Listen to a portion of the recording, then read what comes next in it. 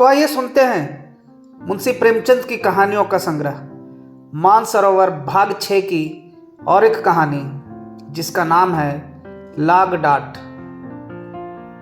जोखू भगत और बेचैन चौधरी में 3 पीढ़ियों से अदावत चली आती थी। कुछ डांड मेड़ का झगड़ा था। उनके परदादों में कई बार खून खच्चर हुआ। बापों के समय से मुकदमेबाजी शुरू हुई। दोनों कई बार हाईकोर्ट तक गए। लड़कों के समय में संग्राम की भीषणता और भी बढ़ी, यहाँ तक कि दोनों ही अशक्त हो गए। पहले दोनों इसी गांव में आधे आधे के हिस्सेदार थे।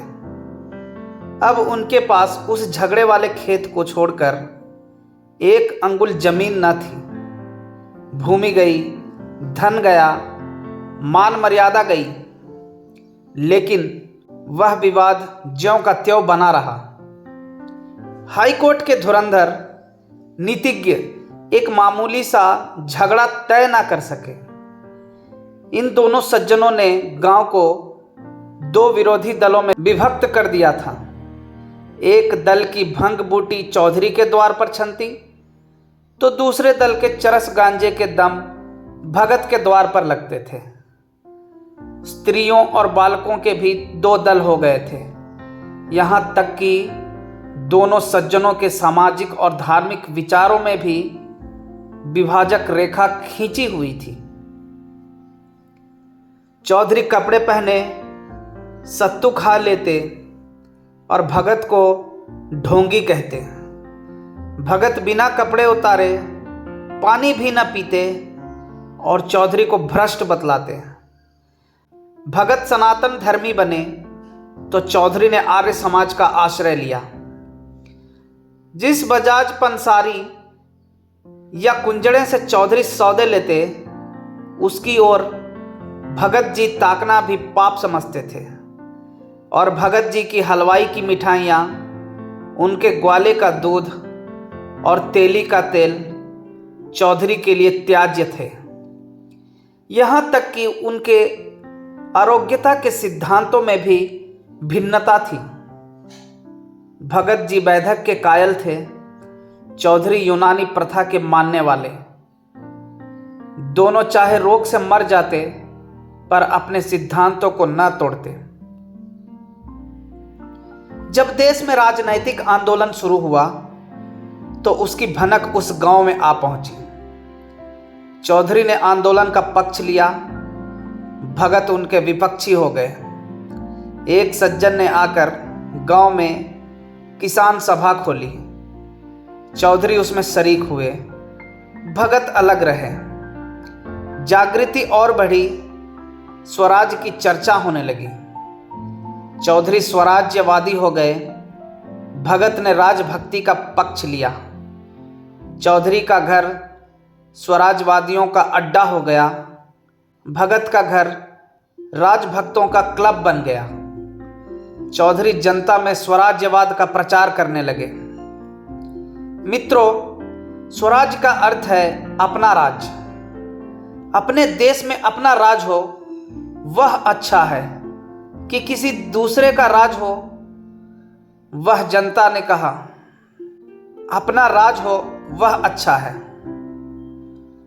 चौधरी, तो यह स्वराज कैसे मिलेगा?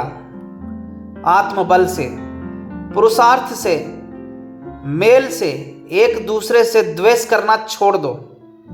अपने झगड़े आप मिलकर निपटा लो। एक शंका, आप तो नित्य अदालत में खड़े रहते हैं। चौधरी, हाँ, पर आज से अदालत जाऊं तो मुझे गौ हत्या का पाप लगे। तुम्हें चाहिए कि तुम अपनी गाढ़ी कमाई अपने बाल बच्चों को खिलाओ और बचे तो परोपकार में लगाओ। वकील मुख्तारों की जेब क्यों भरते हो? थानेदार को घूस क्यों देते हो? अमलों की चिचोरी क्यों करते हो? पहले हमारे लड़के अपने धर्म की शिक्षा पाते थे। वह सदाचारी, त्यागी, पुरुषार्थी बनते थे। अब वह विदेशी मदरसों में पढ़कर चाकरी करते हैं, घूस खाते हैं, शौक करते हैं, अपने देवताओं और पितरों की निंदा करते हैं, सिगरेट पीते हैं, साल बनाते हैं और हाकिमों की गौड़धरिया करते हैं। क्या यह हमारा कर्तव्य नहीं है कि हम अपने बालकों को धर्मानुसार शिक्षा दें? जनता, चंदा करके पाठशाला खोलनी चाहिए। चौधरी, हम पहले मदिरा का छूना पाप समझते थे, अब गांव-गांव और गली-गली में मदिरा की दुकानें हैं। हम अपनी गाढ़ी कमाई के करोड़ों रुपए गांजे शराब में उड़ा देते हैं। जनता, जो दारू भांग पिए उसे डांड लगाना चाहिए। चौधरी, हमारे दादा बाबा छोटे बड़े सब गाढ़ा गजी पहनते थे। हमारी दादियाँ नानियाँ चरखा काता करती थी। सब धन देश में रहता था। हमारे जुलाहे भाई चैन की बंसी बजाते थे। अब हम विदेश के बने हुए महीन रंगीन कपड़ों पर जान देते हैं। इस तरह दूसरे देश वाले हमारा धन ढो ले जाते हैं। बेचारे जुलाहे कंगाल हो गए। क्या हमारा यही धर्म है कि अपने भाइयों की थाली छीनकर दूसरों के सामने रख दें? जनता, गाढ़ा कहीं मिलता ही नहीं। चौधरी, अपने घर का बना हुआ गाढ़ा पहनो, अदालतों को त्यागो, नशेबाजी छोड़ो, अपने लड़कों को धर्म कर्म सिखाओ, मेल से रहो। बस यही स्वराज्य है। जो लोग कहते हैं कि स्वराज्य के लिए खून की नदी बहेगी, वे पागल हैं। उनकी बातों पर ध्यान मत दो। जनता यह बातें चाव से सुनती थी। दिनों दिन श्रोताओं की संख्या बढ़ती जाती थी। चौधरी के सब श्रद्धाभाजन बन गए। भगत जी भी राजभक्ति का उपदेश करने लगे। भाइयों, राजा का काम राज करना और प्रजा का काम उसकी आज्ञा का पालन करना है। इसी को राजभक्ति कहते हैं और हमारे धार्मिक ग्रंथों में हमें इसी राजभक्ति की शिक्षा दी गई है। राजा ईश्वर का प्रतिनिधि है। उसकी आज्ञा के विरुद्ध चलना महान पातक है। राजविमुख प्राणी नरक का भागी होता है। एक शंका, राजा को भी तो अपने धर्म का पालन करना चाहिए। दूसरी शंका, हमारे राजा तो नाम के हैं, असली राजा तो विलायत के बनिए महाजन हैं। तीसरी शंका, बनिए धन कमाना जानते हैं, राज करना क्या जाने। भगत, लोग तुम्हें शिक्षा देते हैं कि अदालतों में मत जाओ, पंचायतों में मुकदमे ले जाओ, लेकिन ऐसे पंच कहाँ हैं जो सच्चा न्याय करें, दूध का दूध और पानी का पानी कर दे। यहाँ मुंह देखी बातें होंगी। जिनका कुछ दबाव है उनकी जीत होगी, जिनका कुछ दबाव नहीं है वह बेचारे मारे जाएंगे। अदालतों में सब कार्रवाई कानून पर होती है। वहाँ छोटे बड़े सब बराबर हैं। शेर बकरी एक घाट पर पानी पीते हैं। दूसरी शंका, अदालतों का न्याय कहने ही को है। जिसके पास बने हुए गवाह और दांव पेच खेले हुए वकील होते हैं उसी की जीत होती है। झूठे सच्चे की परख कौन करता है? हाँ, हैरानी अलबत्ता होती है। भगत, कहा जाता है कि विदेशी चीजों का व्यवहार मत करो। यह गरीबों के साथ घोर अन्याय है। हमको बाजार में जो चीज सस्ती और अच्छी मिले वह लेनी चाहिए, चाहे स्वदेशी हो या विदेशी। हमारा पैसा सेंत में नहीं आता है कि उसे रद्दी भद्दी स्वदेशी चीजों पर फेंकें। एक शंका, अपने देश में तो रहता है, दूसरों के हाथ में तो नहीं जाता।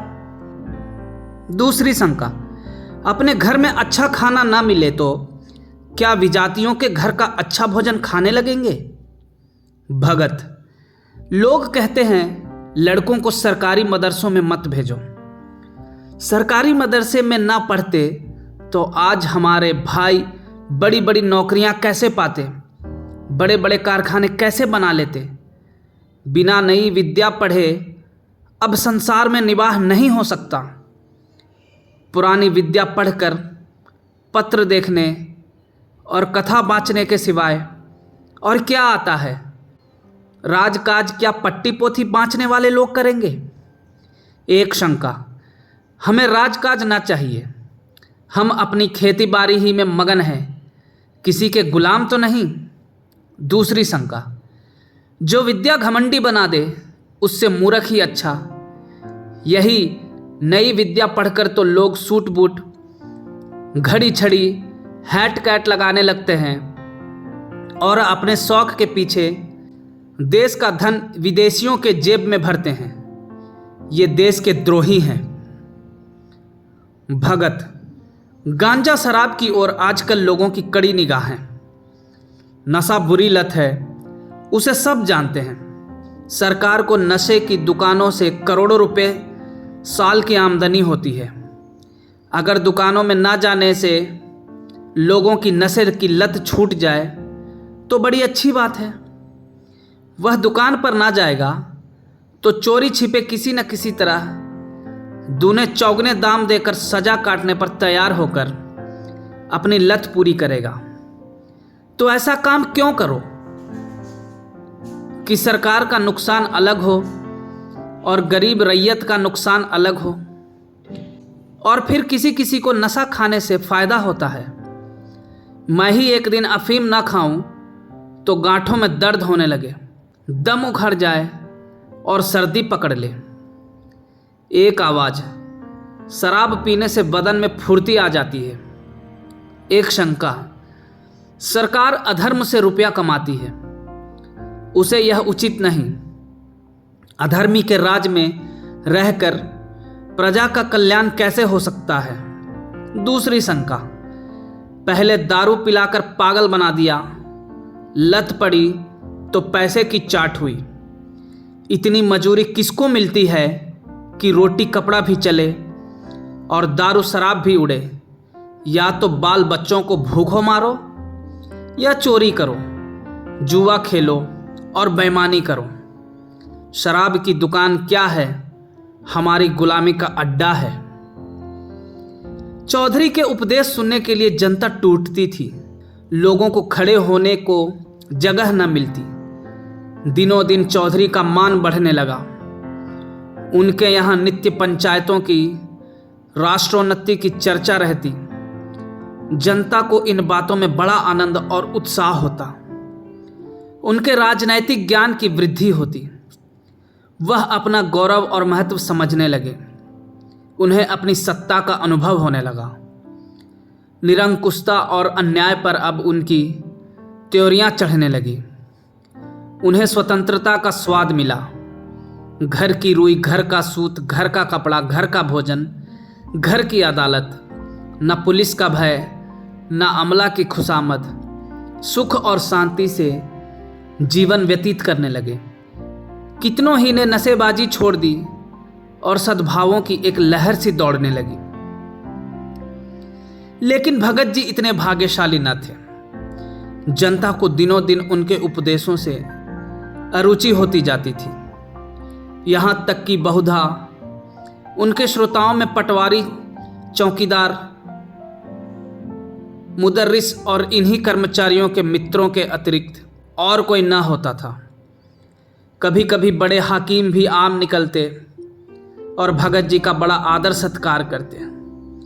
जरा देर के लिए भगत जी के आंसू पुछ जाते, लेकिन क्षण भर का सम्मान आठों पहर के अपमान की बराबरी कैसे करता।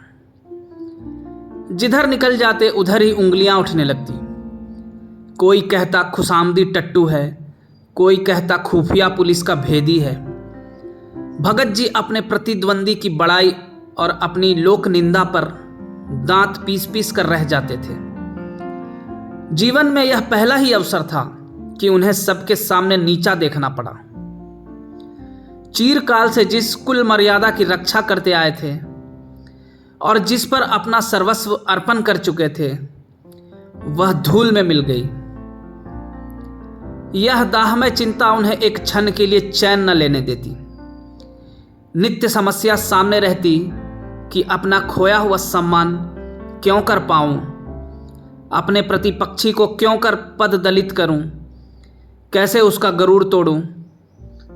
अंत में उन्होंने सिंह को उसी की नाद में पछाड़ने का निश्चय किया। संध्या का समय था। चौधरी के द्वार पर एक बड़ी सभा हो रही थी। आसपास के गांवों के किसान भी आ गए। हजारों आदमियों की भीड़ थी।